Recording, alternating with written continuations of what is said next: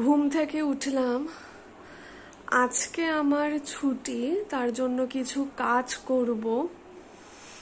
আসলে কি বলতো, এখন না কিছুদিন ধরে না কিচ্ছুই করতে ভালো লাগছে না, কিচ্ছু করতে ভালো লাগছে না, বিশ্বাস করো।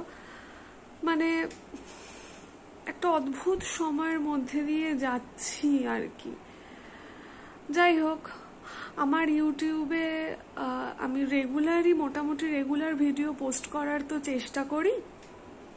সেখানে অনেকগুলো ভিডিও আমার আগে করা ছিল, সেই সমস্ত কিছু আমি স্কেডিউল করে রাখা ছিল। মানে আমি একটুখানি করে রাখি, কারণ আমার ডেইলি ভিডিও করাটা তো সম্ভব হয় না। সেগুলোই তোমরা দেখছো এখন। ঘটনাটা ঘটার পর থেকেই আর অনেক সত্যতা সামনে আসার পর থেকেই না ভীষণ এক মন খারাপের মধ্যে চলে গেছি আর কি। যাই হোক, মানে যেটা আমার মনের মনোভাব আমি সেটাই তোমাদেরকে প্রকাশ করছি।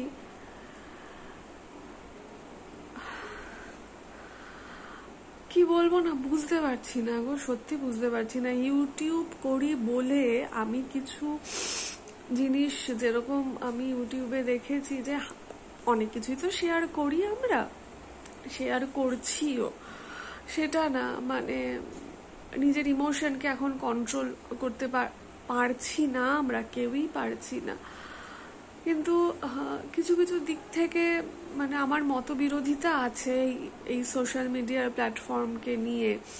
যেরকম ধরো, এখন যার সাথে ঘটনাটা ঘটেছে তিনি, তার পরিবার, এই যে এই মেয়েটিকে এতভাবে মেয়েটির আইডেন্টিটিকে ডিসক্লোজ করা হচ্ছে, মানে কিরকম বলো তো। মানে এই বিষয়ে এখন কথা বলে ট্রেন্ডিং, তো বলতে খুব খারাপ লাগছে কিন্তু এটা সত্যি, ট্রেন্ডিং তো। সবাই ছোটখাটো যারা ইউটিউবার, সোশ্যাল মিডিয়ার প্ল্যাটফর্মে কাজ করতে চাইছে, মানে ওই একটা ছবি বা তাদের ব্যক্তিগত জীবন আরো যা যা হয় আর কি, সবকিছু সুন্দর করে গল্পের আকারে দিচ্ছে। প্রতিবাদ নিয়ে কথা হচ্ছে, সেটা আলাদা প্রসঙ্গ, সেখানে আমি যাচ্ছি না। আমি যেটা বলতে চাইছি আশা করি তোমরা বুঝতে পারছো। আবার এইটা নিয়েও অনেকে অন্যভাবে টিআরপি কে নেওয়ার চেষ্টা করেছে, ফলোয়ার সাবস্ক্রাইবার বাড়ানোর চেষ্টা করেছে। কিছু কি বলবো আর, কি বা বলতে পারি, তো কিছু এই ক্ষেত্রে তো কিছু বলার নেই। নিজের মতামত শুধু একটুখানি জানাতে পারি। সকালে উঠলাম, কিছুদিন ধরে সত্যি কথা বলছি গো, ভালো লাগছে না। সময় যেন থমকে গেছে। যাই হোক, মানে অনেক কিছু বলতে গেলে অনেক বেশি ইমোশনের মধ্যে দিয়ে যেতে হবে। আমি চাই না সেইভাবে আমি ভেঙে পড়ি। যাই হোক, আজকে ঘর দুয়ার একটু পরিষ্কার পরিচ্ছন্ন করবে। এই কিছুদিন ধরে কিচ্ছু করিনি গো, কিচ্ছু করিনি, ময়লা হয়ে গেছে। তোমাদের সাথে আরো অনেক কথা আছে, কখন কিভাবে বলবো আমি না জানি না, বুঝতে পারছি না গো। দেখতে থাকো।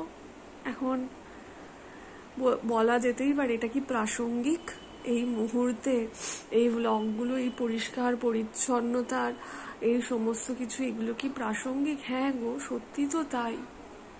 কিন্তু আবার বেঁচেও তো থাকতে হবে, আবার কর্মের মধ্যে দিয়েও তো যেতে হবে আমাদেরকে।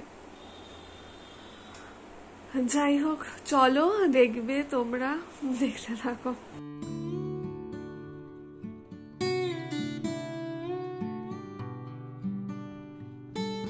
বিছানার চাদর আমি এটা পাতবো। এই চাদরটা যে দেখছো, এই চাদরটা অনেক দিন ধরে পাতা, এটাকে আজকে তুলে ফেলবো। সংসারের খুঁটিনাটি নানা কাজ থাকে, একদিন যদি সেই কাজ না করা হয় তাহলে অনেক কাজ জমে যায়। তাই আজকে করেই ফেললাম, এই কাজগুলো তো করতে হবে, তাই না বলো? মন তো খারাপ থাকবেই। বাইরে খুব সুন্দর বৃষ্টি হচ্ছে। কদিন ধরে গরমটা একটু কম, কদিন ধরে মানে কালকের থেকেই, আর খুব বৃষ্টি হচ্ছে। যাদের আজকে কাজে বেরোতে হয়েছে তো তাদের তো একটু সমস্যাই। চলো এদের একটু জামা কাপড় পরিয়ে নি। জানো তো, বহুদিন আগে আমি তিলোত্তমা মজুমদারের একটা বই পড়েছিলাম, যেখানে এই চিকিৎসা শাস্ত্র নিয়ে, চিকিৎসা দপ্তর, হসপিটাল, এই সমস্ত কিছু নিয়ে না লেখা ছিল।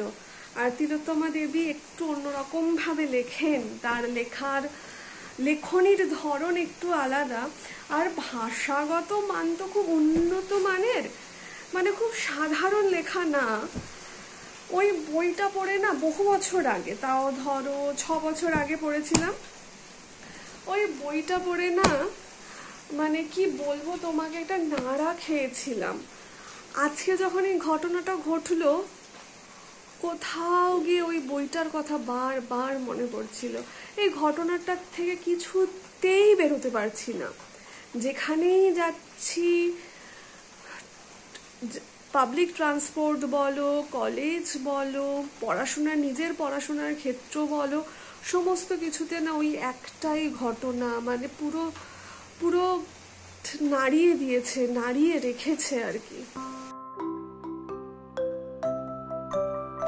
আমার ওয়ার্ড্রপটার অবস্থা দেখবে, গোছাই না, একদম গোছাই না। আমি দেখি ওটা যদি সময় পাই তো কালকে গোছাবো। দেখো তোমরা, দেখো কি অবস্থা, মানে আমি ব্যাগ ফ্যাগ যা ইউজ করি সব এখানে ছুঁড়ে ছুঁড়ে ছুঁড়ে ছুঁড়ে রেখে দিই। দেখো দেখো কি অবস্থা, এটাকে আমি না পরিষ্কার করতে হবে। বলো কিরকম বিতিকিচ্ছিরি অবস্থা হয়ে রয়েছে। আমি এরকমই গো, ভীষণ অগোছালো, এলোমেলো, তাও চেষ্টা করছি এখন একটু ঠিকঠাক হওয়ার। এখন স্নানের পালা। জানো তো, একদমই তো ভালো নেই, আমরা কেউ ভালো নেই। নারী হিসেবে, শিক্ষিকা হিসেবে ভীষণভাবে কোথাও গিয়ে আঘাত হচ্ছি বারবার।